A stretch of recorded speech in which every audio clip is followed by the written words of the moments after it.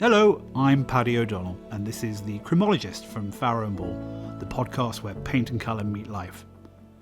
On today's episode, I'm here with the dynamic and infectious Alfie Nickerson, who set up the quite beautiful Burnt Fen Flowers in Norfolk back in 2019. Having spent his life between Norfolk and London, the pull back to the country finally beckoned after a stint working at the wonderful Farrow, a biodynamic farm on the Wales-Herefordshire border. 6 years later, Alfie and his team are sending exquisite seasonal flowers to all corners of the UK. Welcome, Alfie. Here we are at Burnt Fen HQ. Yeah. In this kind of hut. It's kind of a workstation. It's your flower store. We have... Cabin HQ. Cabin HQ, yeah. Burnt Fen HQ. And the ceiling is dripping with glorious dried flowers, which I'm assuming are getting ready for your wreaths for Christmas seasonal wreaths coming up towards the end of the year. And then we have lots of wonderful windows and doors, sort of looking out onto... I mean, essentially, we're in the middle of nowhere. I mean, it took me quite a long time to find you, by the way. We are in the marshes. Okay. We're on the edge of the Broads, or we're in the Broads? We're in the Norfolk Broads. There are oak trees all over the place. Obviously, you've got your growing fields, your polytunnels and acres of bedding, with sort of dahlia beds up the top. But it's a lovely, lovely spot. It's so peaceful. It's very quiet. Yeah. This is all the prep for the Christmas wreaths we have over our heads. Okay. Which each year we do Christmas wreaths slightly differently. So this year we're trying to make a lot of grasses and a lot of dark dahlias is what we're sort of going for this year, which is exciting. No sprayed seed heads. No. It's all natural. It's all natural. That's the key. But this is lovely. I mean, obviously I arrived a little bit early. I'm always early because I have a fear of being late. So I was annoyingly early. But this is kind of family, farm, just land? Family farm. We're based here, obviously, in the Norfolk Broads. So we're about 20 minutes east of Norwich. And it's used to be basically grassland. And the way we turned it into grassland into essentially flower ground was by the first year we just put a black mat over the whole thing. Oh, did you, to suppress the weeds? To suppress the weeds and give us a fresh, clean start. Okay. Is what we initially did. But the patch originally was the size of a kitchen garden. It was tiny. Yeah. So when we first started Burnt Fen Flowers, it was never an idea of actually me living in Norfolk. It was never the plan. It was, let's come up here for a couple of months, set it up with my best mate, and let's have a nice time, and then we'll just come up on my weekends and fiddle about and eat cucumbers and tomatoes. So again, slightly playing, but kind of with the scope of maybe being professional about it? It was very unprofessional. Okay. I hated the idea of ever selling a flower. For the first year, I couldn't even imagine selling a flower. It was never the plan. The plan was basically to grub around and try and eat cucumbers as much as possible. Right. Okay, fair enough. That's kind of a weird ambition, but why not? Okay. We then obviously went to Farrow because we actually had no idea what we were doing. They're in Herefordshire. Okay, so the Welsh-Herefordshire borders. And it takes so long, especially with plants, and you miss. For example, we didn't plant a tulip in the first winter. So you're not even going to have your first flower in the first year until sort of end of June. Okay. And then the season's sort of over probably in September because you don't really know how to create it longer. Well, you're in the driest part of the UK, aren't you, here in East Anglia? Yeah. Just for the listeners, the bees are happy because we've got one buzzing around in the background. Yeah. So if anybody hears this little background noise, it's a very happy bee, sort of jumping from flower to flower. So, it's lovely.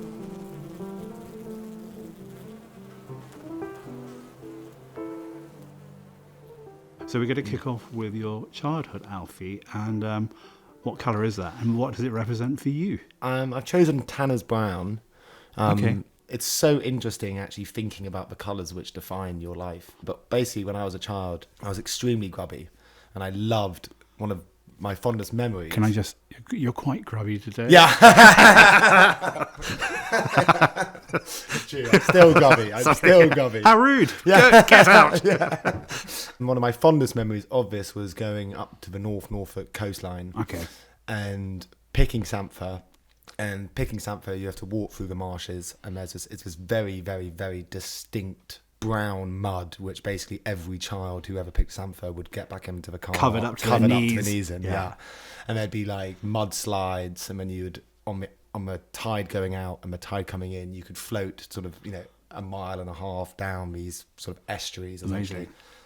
And we used to do that 3 or 4 times in a year in our childhood. We'd just have the best time ever. So your family have always been in Norfolk based? We've always had the Norfolk summer base when we were a child. Yeah. So I met your lovely aunt this morning trying to find you. So Auntie Annie was very, very helpful. Yeah. And I said, God, it's like a Nickerson commune up here. She goes, yeah, pretty much.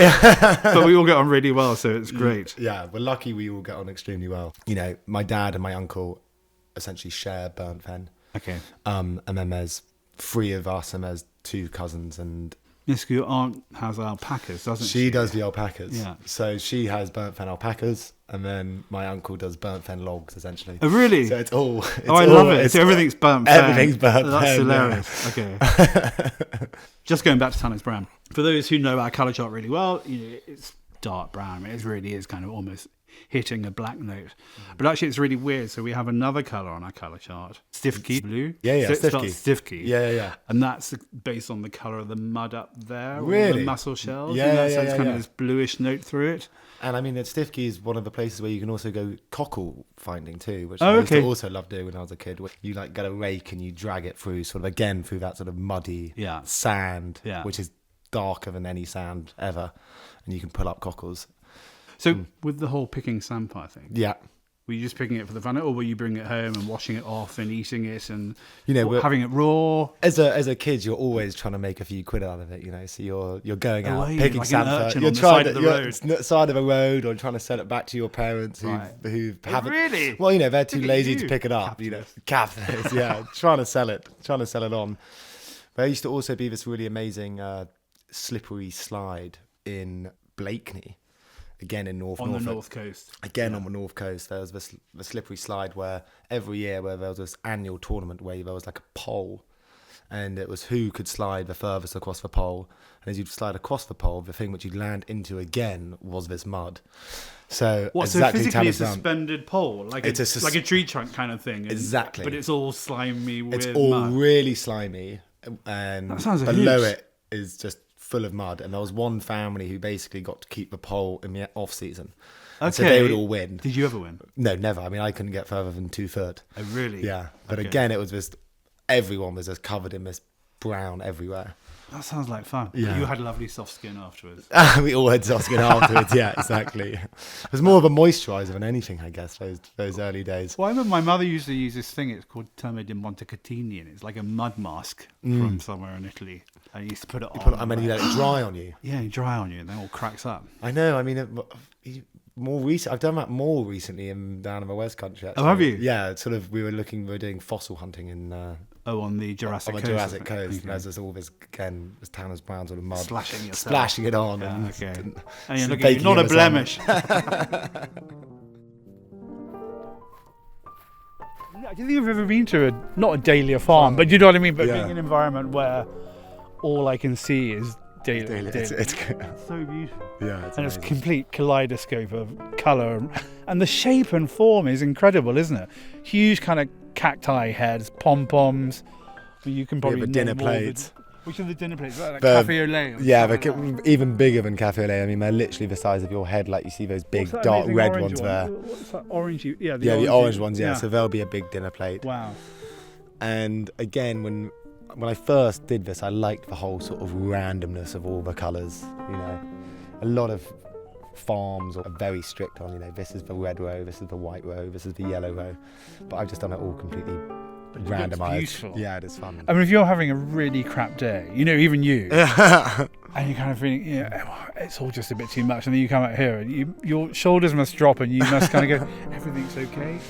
It happens sort of twice a year when I'm like, okay. Really? Is that all? Yeah, it's surprising. Only because you're so buoyant most of the time. It's definitely workspace rather than relaxing Fair enough. free for all. Yeah, so for me, an outsider who knows I don't have to toil, I don't have to worry about anything. Yeah. I just find it very peaceful.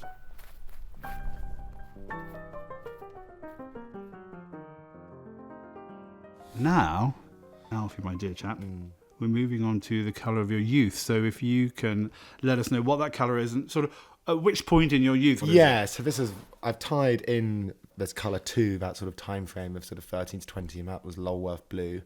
Again, it was a time, first of all, like all my colours and all of my life has basically been outside.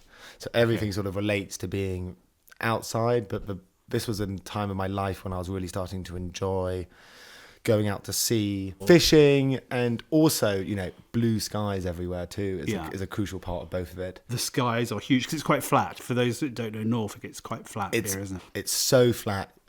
We always say that the trees create the landscape here. Well, they do. They really do, don't they? And if there aren't trees, then you can see for miles. Yeah. I mean, bird's eye view from Norfolk to Amsterdam is only sort of 30 miles or something. You know, well, we were connected once upon a time, weren't we? We were connected by a spit of land, Yeah.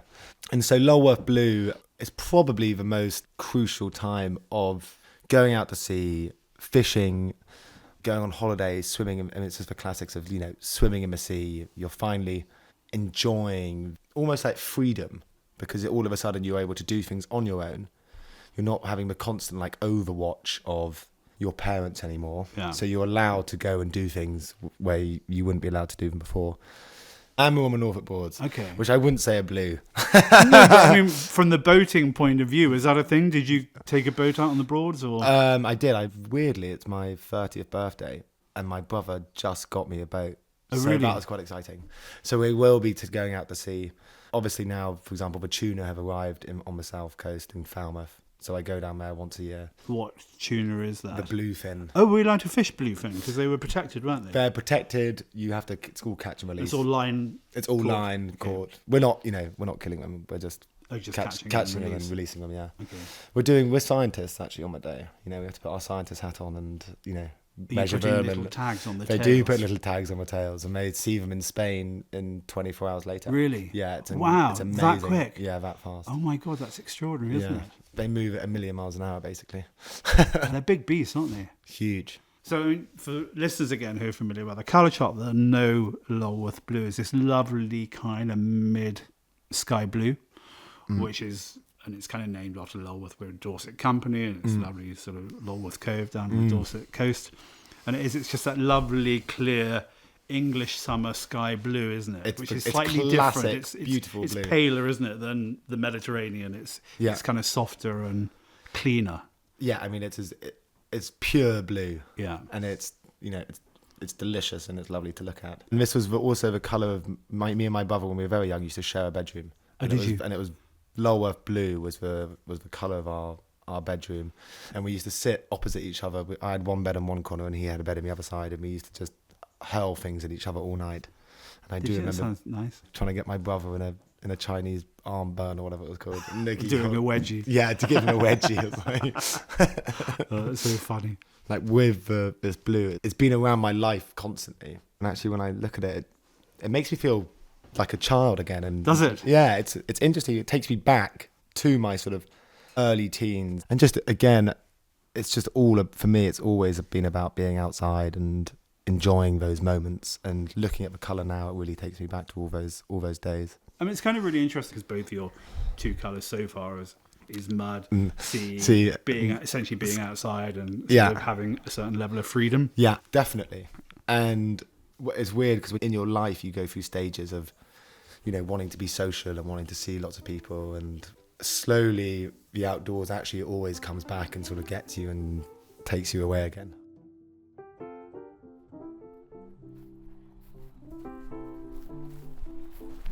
God, I mean, this is a lot of work, isn't it? I mean, it's a huge area. Your equinox, so you're cutting that already, aren't you? We cut all the equinox for drying, and also we use so much of it in our bunches this year. It takes 2 years to grow. And again, having blue flowers is blue is the rarest colour probably. So it's very hard for people to crossbreed into blue. So equinox does that amazing blue thing for quite a long time. Okay. I just spotted Cleome. You never see Cleome, and I absolutely love it. But it's a complete beast to grow, but you got it here really, really good. I don't know how you describe it as a plant. They're very bright, very striking, and very over the top. You start off with the whites, the bright pinks, the sort of these dark, creamy purples, magenta purples. Because it's such a... there is no flower like Cleome, apart from it's quite painful when you're cutting it.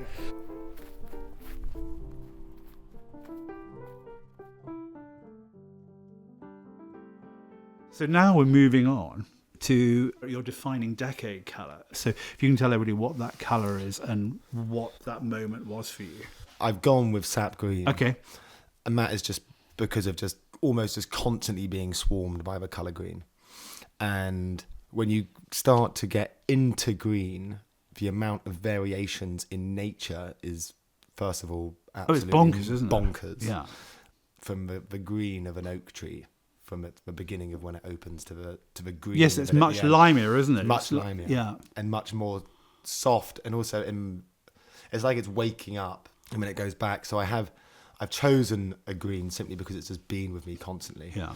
So Try and describe sap green, because I mean I probably have a way of describing it, which is kind of a really fresh, slightly acidic green, but it is kind of that verdant spring green, isn't it? Yeah, I mean, as I look at it now, it's midsummer green. It's also quite close to your shirt colour. Kind of. Yours' shirt's a bit lighter. It so symbolises this green, sap green, just the epitome of also oak green. You know, as I look out there, you can see the leaves which are in the back of the tree are very much like that. It's kind of interesting because a lot of people have chosen green as part of their colour story of life. Yeah. You know, not necessarily that green, but green seems to come up nearly in everybody's four colours. Sure. And it's kind of interesting because obviously green is about renewal, rejuvenation, growth, but it's also kind of very relaxing and very calming. And I wonder whether that's an element for you where you kind of feel kind of. Well, for me calmed too, down the by green is the backdrop to the colours of the flowers. Okay. So it's the thing which is always in the background. And when I actually was working in London as a gardener, I actually didn't love green as much as I do now. It's grown on me much more because everything was green. Yeah. As in you get all that box hedge and all that. I was going to say, because it's all quite formal, isn't it's it? all Those very town formal, gardens in it's London clean, are much more it's formal, slick. aren't they? Yeah. Yeah. But now it's just the perfect backdrop to the colours to stand out to it. And I guess that's why, green has grown on me so much. So the defining decade, I know you said, I'm only 30. Yeah. What is the defining factor? You setting up here? It's me setting it up here and enjoying the colour of sap green the most would be now sitting in nature and just being in it again. What was the push? What got you out of London? Because, I mean, especially somebody your age, a lot of us gravitate to London after school or uni. Yeah. And we probably do it for 20, 30 years, and some of us get totally addicted and never leave, and some of us kind of hit the mid-40s and kind of time to get out. I never really planned on living in Norfolk. The day I realised I actually lived in Norfolk was the day when I realised I had to take my passport up to Norfolk, and that's where my passport lived. And I said, God, I live in Norfolk now. And that didn't happen for like 3 years. I'd keep my passport in the top drawer in London. Right. And then I was like, oh my God, I don't need it here. It all, again, I never thought I would live in Norfolk. It just happened very naturally and very gradually. And I'm constantly busy up here, and I like being very busy. Do you feel a different person here to you were in London? Not particularly, just much, much happier. Okay. And much more productive. Are you okay? Yeah, and London, I wasn't being massively productive. I feel like if you live in London, you want to be. Were you a party boy? I was a party boy. Are you? Again, I was actually thinking again about my colours and how they go. Colours are so seasonal too, especially with working in the outdoors as well. And you live through the colours of the seasons. So, breaking it down into, you have the greens in the spring, then the colours come in the summer, then the oranges come in the autumn, and then it just gets quite dark and quite gloomy through the winter. And every colour takes you through that moment of the year, and you really enjoy when those colours start to change. Yeah. Even when the leaves are on the floor, it's still amazing. But just each change is always incredible. And I always say, autumn has arrived in a day. And it's the same thing with spring. When we come over to what we call the patch, which is where we grow the flowers, you literally just take a breath and you're like, spring has arrived. It's the burst of the silver birch when all of a sudden you just see the slight pop of the trees is going slightly green. Oh, and the sap rising. The sap rising. You really notice it, don't you? Yeah. So we're walking up through your lovely sort of chicken wire and lovely rickety gate. I love that. It's really gnarly, isn't it? Did you make this? We made it. Did you? Have you made everything? Every single thing. And we have only one machine, which is a very small rotavator. The rest is all by hand. Yeah. Oh my God. So it's all designed. I hate machinery and I hate things breaking. So it's all basically designed for manpower. So you've got a rose garden here. Do you do roses? We do roses. Again, they flower at such an important time of year, which is June, which is one of the hardest times to have really beautiful scented flowers, especially. And so in the rose garden here, we do have a lot of the soft pinks. Because for me, roses, I mean, a good rose, a good scent of rose, there's nothing like it. You can't beat it. And the Dutch roses, which were designed to basically last a long time and be that very classical sort of Valentine's Day rose, the hybrids, basically they didn't include the scent. So the only ones which really smell are the English roses, which is, And it is special, isn't it? I mean, it really is beautiful. It's magical. Also the way they smell in the morning and the evenings. I shove my nose in one. See, that is heaven.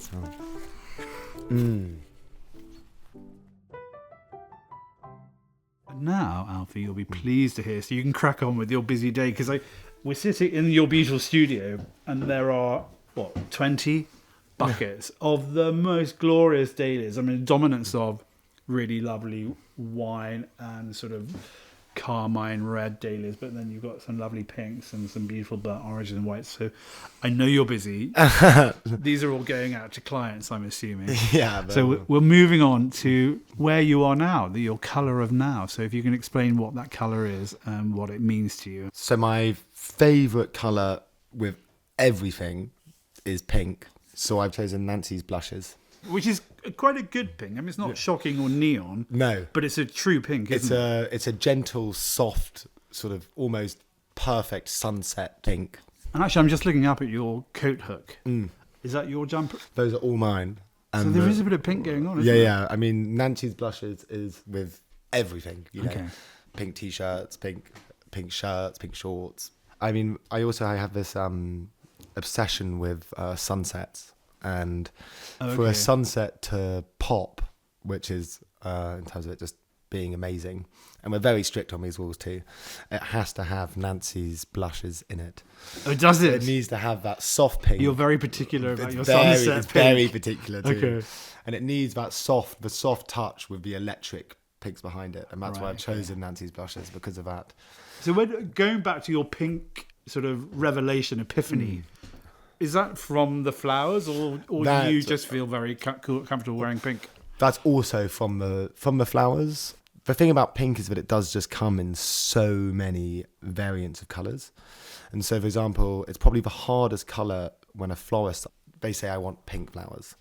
And then that's quite broad, isn't it? It's very broad. So when you narrow it down, and the amount of, you have hot pinks, you have your pastel pinks, creamy pinks, soft pinks. Because you've got some lovely cosmos there and that kind of faded. The apricot-y pink. You also have the parrot tulips, and they probably are my favourite flower. And the most beautiful one is these ones called Pink Vision.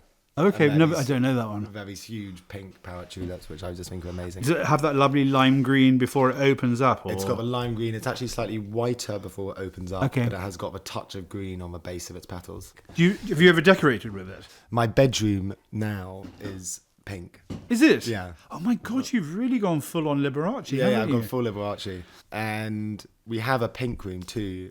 On top of your bedroom? On top of bedrooms. Oh my God. Yeah, so there's 2 pink rooms. That's hilarious. Do you wear your pink jumpers in your pink I wear rooms? the pink jumper in my Do you have bedroom. pink PJs for your pink bedroom? Pink dressing gown. Do you? Yeah. Satin? Pink stripes. No, it's pink with green stripes. I love it. What a vision. Yeah. So, Alfie, this is the point where I gift you a colour.